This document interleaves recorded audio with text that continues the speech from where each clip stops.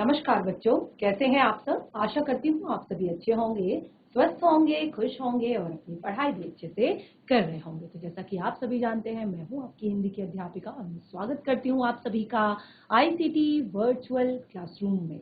और आज हम यहाँ पर एकत्रित हुए हैं पढ़ने के लिए क्लास 8 की हिंदी। क्लास 8 की हिंदी में आज हम पढ़ रहे हैं आपका चैप्टर 9, जिसका नाम है यह सबसे कठिन समय नहीं।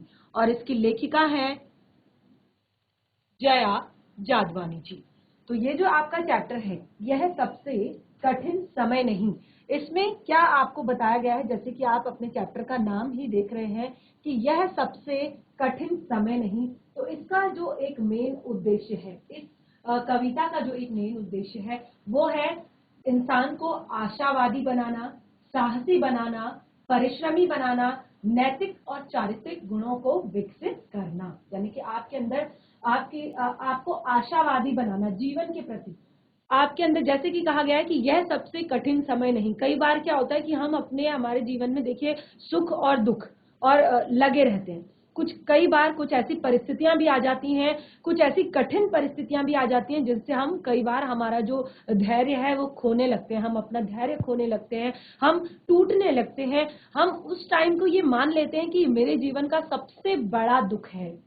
तो ये ऐसा नहीं है। जीवन में सुख और दुख लगातार आते जाते रहते हैं। कभी समय कठिन होता है तो कभी चीजें आसान होती हैं। तो इसीलिए आपको जीवन में आशावादी बनाने के लिए, साहसी बनाने के लिए, परिश्रमी बनाने के लिए और आपके अंदर नैतिक और चारित्रिक गुणों का विकास करने का इस कविता का मोटिव है। और इस कविता में यहाँ पर हम आगे पढ़ने वाले हैं।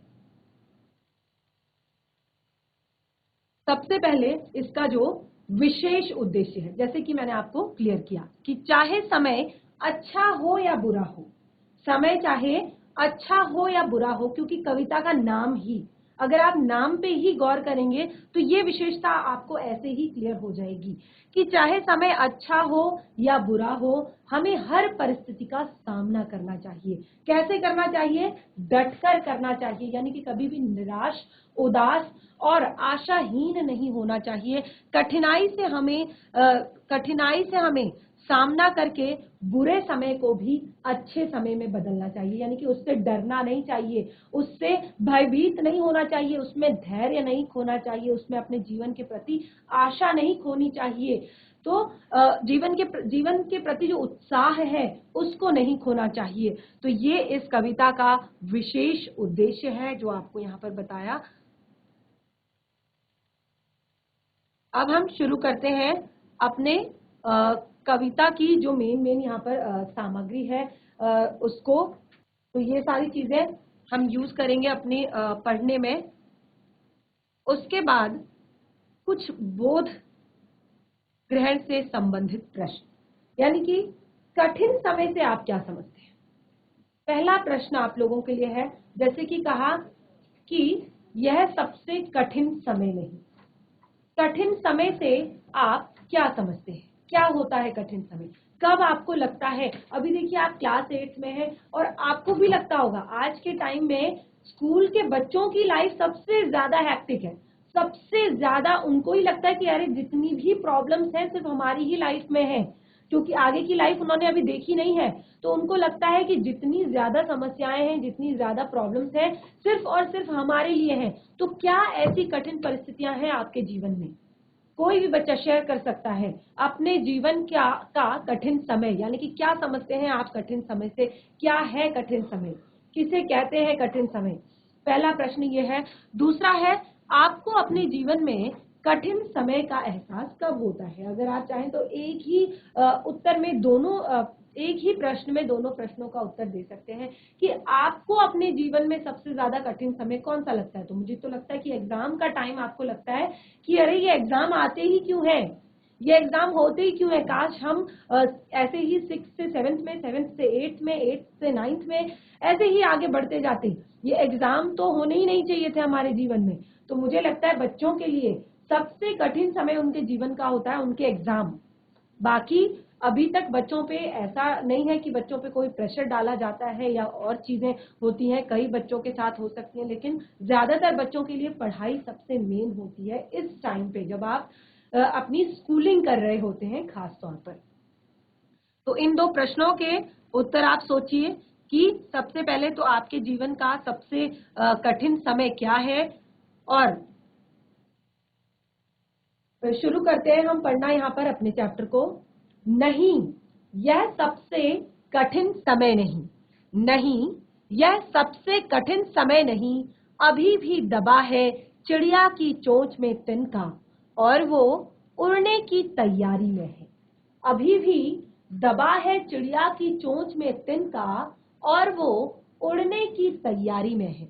अभी भी झड़ती हुई पत्ती थामने को बैठा है एक हाथ, अभी भी झड़ती हुई पत्ती थामने को बैठा है एक हाथ।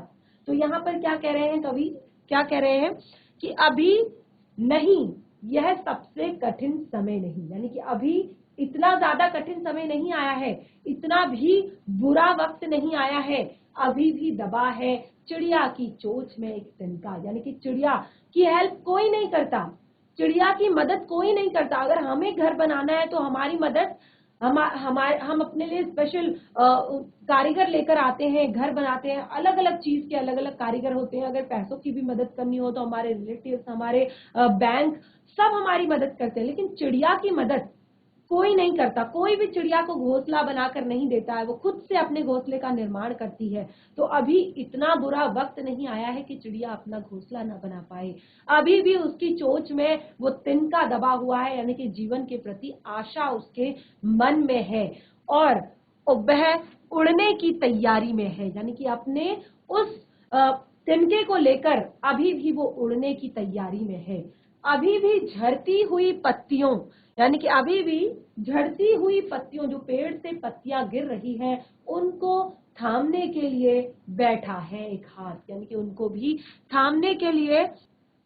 यहाँ पर कवि के अनुसार यदि पक्षी की चोंच में, यदि पक्षी की चोंच में आज भी तिनका दिखाई देता है, यदि किसी पक्षी की चोंच में आपको आज भी कोई तिनका दिखाई देता है, तो समझ लीजिए कि जीवन के प्रति आशा अभी जिंदा है।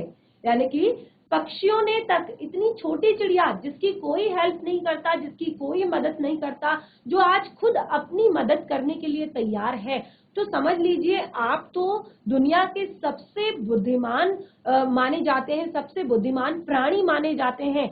तो फिर कैसे आप आशाहीन हो सकते हैं, कैसे आप जीवन के प्रति उदासीन हो सकते हैं।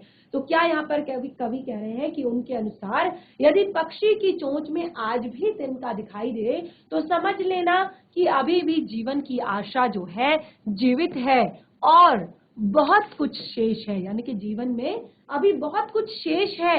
आज भी पक्षियों के सभी आश्रय स्थल समाप्त हो रहे हैं, यानी कि पक्षियों के आश्रय स्थल समाप्त हो रहे हैं। जैसे जैसे जनसंख्या बढ़ रही है, ऐसे ऐसे क्या हो रहा है, जंगल के जंगल काटे जा रहे हैं।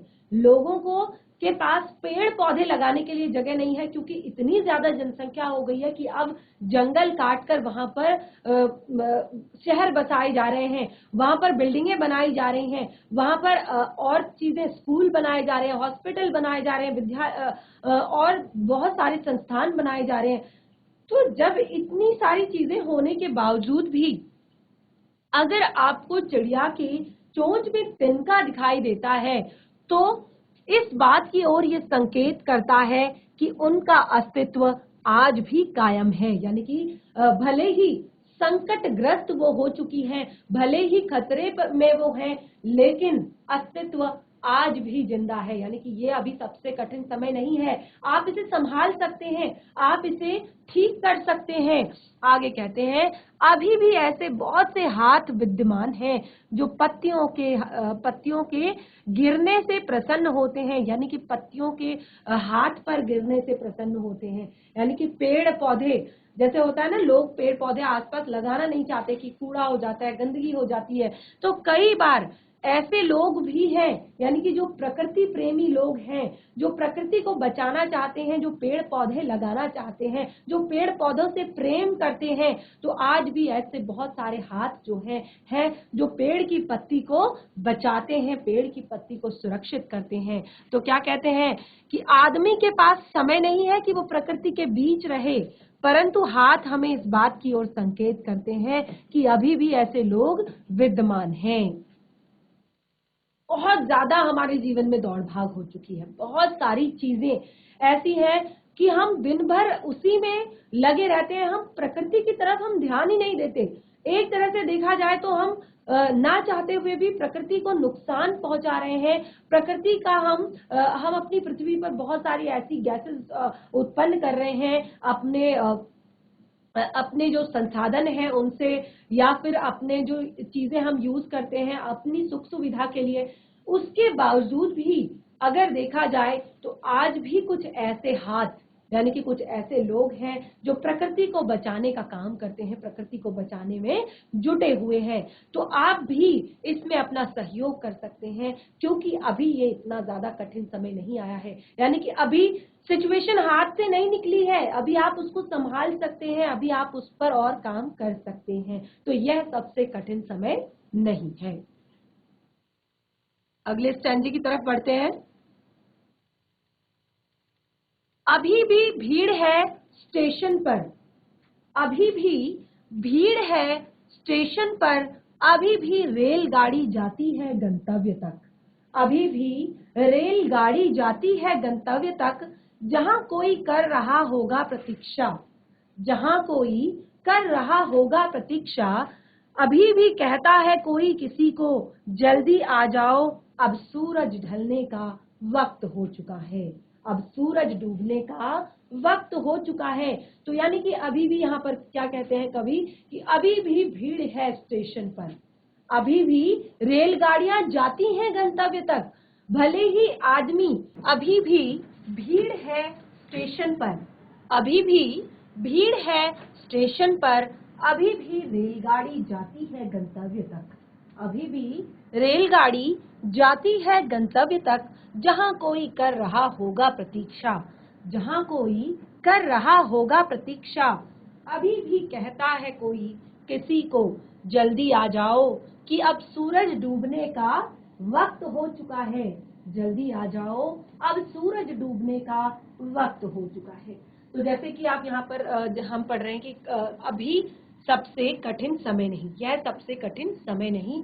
तो इतना भी कठिन समय अभी नहीं आया है कि लोगों ने, भले ही लोगों के पास समय नहीं है अपने मित्रों से मिलने का, अपने फैमिली के साथ बहुत सारा टाइम स्पेंड करने का, या अपने रिलेटिव्स के पास जाने आने का, लेकिन आज भी इतनी बुरी स्थिति नहीं आई है कि जो रेलगाड़ियां बनी हैं वो बंद हो गई हैं, या स्टेशन खाली हो गए हैं, या रेलगाड़ी एक स्थान से दूसरे स्थान पर नहीं जाती। आज भी अगर आप रेलवे स्टेशन पर जाते हैं, एयरपोर्ट पे जाते हैं, बस स्टैंड पे जाते हैं, या किसी भी रिक्शा स्टैंड पे जाते हैं, तो आपको उतनी ही भीड़ दिखाई देती है। यानी कि आज भी ये जो एक हमारा जो रिश्ता है लोगों से, वो आज भी बना हुआ है। भले ही समय बहुत कम है, हम एक दूसरे से बात नहीं कर पाते हैं, हम एक दूसरे से लगातार नहीं मिल पाते हैं, लेकिन ये जो भीड़ है वो दर्शाती है, वो दिखाती है कि अभी भी इतना कठिन समय नहीं आया है, लोगों में अभी भी प्रेम है, लोगों में अभी भी रिश्ता निभाने की जो बात है वो है। तो क्या कहते हैं, अभी भी भीड़ है स्टेशन पर, अभी भी रेलगाड़ी जाती है, और जहां कोई कर रहा होगा प्रतीक्षा, यानी कि अभी भी जहां तक वो रेलगाड़ी पहुंचती है उसका गंतव्य स्थान जो है वहां पर आज भी कोई न कोई है आपकी प्रतीक्षा करने के लिए, आपका इंतजार करने के लिए। और कोई है कहने वाला कि जल्दी आ जाओ, अब सूरज ढलने वाला है। यानी कि परिवार और फैमिली की इम्पोर्टेंस अभी भी लोगों के अंदर है, एक मानवता वो लोगों के अंदर है, रिश्ता निभाने की जो एक वैल्यू जो इंसान के अंदर है वो अभी भी जीवित है। तो अभी हम कैसे कह दें कि इतना ज्यादा जो कठिन समय है वो आ गया है। तो क्या कहते हैं कवि इसके बारे में, उनके भावार्थ को एक बार यहाँ पर पढ़ लेते हैं कि रेलगाड़ी का अपने गंतव्य तक जाना, रेलगाड़ी का अपने गंतव्य तक जाना, मेहमान के स्वागत में इंतजार कर रहा व्यक्ति, मेहमानों के स्वागत में इंतजार कर रहा व्यक्ति आज भी इस बात का प्रमाण है कि जीवन में अभी भी खुशियां विद्यमान हैं, यानी कि कभी भी आपके कोई गेस्ट आते हैं, बहुत दूर से आते हैं, तो आप उनको खुद रेलवे स्टेशन लेने जाते हैं, या उनके आने पर आप घर पर एक्साइटेड होते हैं, बहुत सारी तैयारियां करके रखते हैं।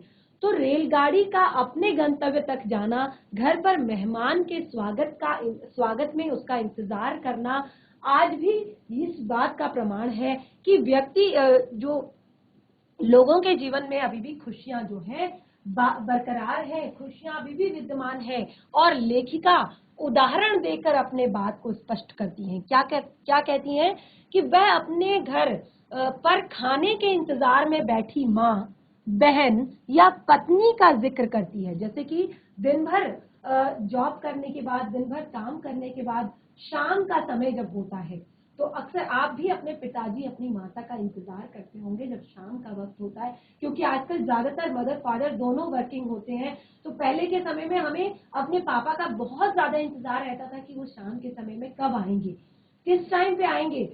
तो आज भी घर पर खाने के इंतजार में माँ, बहन, पत्नी अभी भी जिक्र करती है, क्योंकि आज किसी के पास समय नहीं है कि वह किसी अपने के लिए खाने का इंतजार करे। देखिए, ये तो बिल्कुल सही बात यहाँ पर लिखी गई है कि आज किसी के पास भी इतना समय नहीं है, क्योंकि सुबह का जो ये होता है, सबको ऑफिस जाना है, सबको ब्रेकफास्ट करने का टाइम तक नहीं होता, कोई साथ में ब्रेकफास्ट नहीं कर पाते हैं, क्योंकि किसी को 7 बजे जाना है, किसी को 8 बजे जाना है, किसी को 9 बजे जाना है। तो सबका टाइमिंग अलग अलग होता है। फिर जो घर वाला व्यक्ति है, वो तो पूरा उनकी हेल्प करने में, उनको तैयार करने में, उनको रेडी करने में या घर के बाकी काम करने में लगा रहता है। तो सबका ब्रेकफास्ट करने का टाइम अलग अलग हो जाता है। इसी तरह से कोई टिफिन लेकर जाता है, कोई टिफिन लंच करने तक घर आ जाता है, तो सबका लंच करने का टाइमिंग अलग अलग होता है। इसी तरह से किसी को डिनर करने के लिए किसी को ऑफिस से आते आते 10 बज जाते हैं, किसी को ऑफिस से आते आते 8 बज जाते हैं, किसी को ऑफिस से आते आते 5 बज जाते हैं।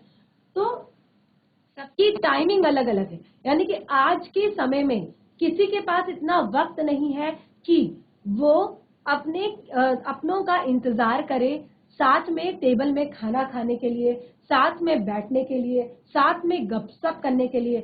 लेकिन फिर भी आज भी माँ, बहन, बेटी इस बात का इंतजार करती हैं, घर पर इंतजार करती हैं कि आप आए और साथ में मिलकर लंच करें या डिनर करें या ब्रेकफास्ट करें।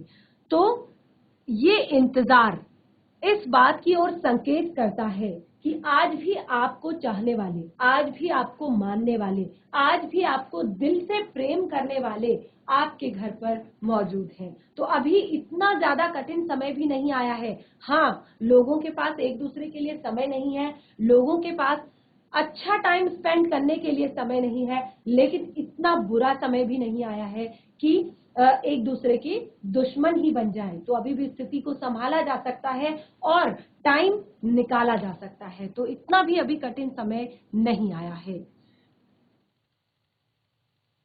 आगे की पंक्तियां हैं, अभी भी कहा जाता है, अभी भी कहा जाता है उस कथा का आखिरी हिस्सा, अभी भी कहा जाता है उस कथा का आखिरी हिस्सा जो बूढ़ी नानी सुना रही सदियों से दुनिया के तमाम बच्चों को। अभी भी आती है एक बस अंतरिक्ष के पार से, लाएगी बचे हुए लोगों की खबर, नहीं यह सबसे कठिन समय नहीं। बहुत ही सुंदर पंक्तियां यहाँ पर कवियत्री के द्वारा, कि अभी भी कहा जाता है उस कथा की आखिरी पंक्तियों को जो बूढ़ी नानी दादी सुना रही थी सदियों से दुनिया के तमाम बच्चों को। तो अभी भी इतना ज्यादा बुरा वक्त नहीं आया है, इतना ज्यादा कठिन समय नहीं आया है कि लोगों की जो फैमिली, देखिए कई जगह पर ऐसा होता है, लेकिन परिवार का जो महत्व है वो आज भी लोग समझते हैं, आज भी लोग जानते हैं। और अभी भी वो बूढ़ी नानी दादी की जो कहानियां हैं वो दुनिया के तमाम बच्चे सुन पाते हैं। और अभी भी जिस तरह से बच्चों को बताया जाता था कि अंतरिक्ष से अभी भी एक बस आती है अंतरिक्ष के पार से जो लाएगी बचे हुए लोगों की खबर, यह सबसे कठिन समय नहीं। यानी कि ये इतना ज्यादा भी कठिन समय नहीं आया है कि हम रिश्तों के मूल्यों को भूल जाएं, हम अपने नैतिक मूल्यों को भूल जाएं, हम अपने नाना नानी दादा दादी का जो रिश्ता है उसको भूल जाएं। तो ये बहुत ही सुंदर पंक्तियां कवित्री के द्वारा यहाँ पर लिखी गई हैं। तो क्या इनका भावार्थ है वो हम एक बार यहाँ पर समझ लेते हैं। दादी या नानी द्वारा कहानी सुनाया जाना। आज भी दादी या नानी द्वारा कहानी सुनाया जाना यह संकेत करता है कि यह इतना भी ज्यादा कठिन समय नहीं है।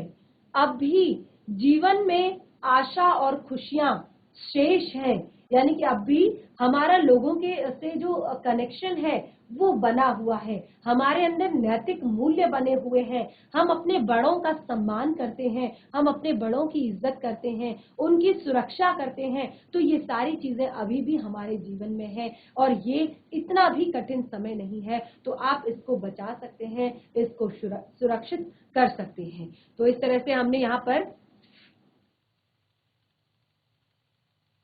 जया जादवानी जी द्वारा लिखी गई जो हमारी कविता है उसको हमने यहाँ पर पढ़ा। कविता हमारी बहुत ही प्यारी है, बहुत ही सुंदर है और बहुत ही छोटी सी कविता है, लेकिन बहुत बड़ा अर्थ हमें ये कविता यहाँ पर बताती है। तो आज का समय हमारा यहीं पे समाप्त हो रहा है, इसीलिए हम अपना जो नेक्स्ट बाकी का जो हमारा पार्ट है अपनी इस कविता का, उससे जुड़े हुए कठिन शब्द, उससे जुड़े हुए प्रश्नोत्तर, वो हम अपने नेक्स्ट सेशन में आपका कंप्लीट करेंगे। तो आज का सेशन हमारा यहीं पे समाप्त होता है। तब तक के लिए धन्यवाद। आपका दिन शुभ हो।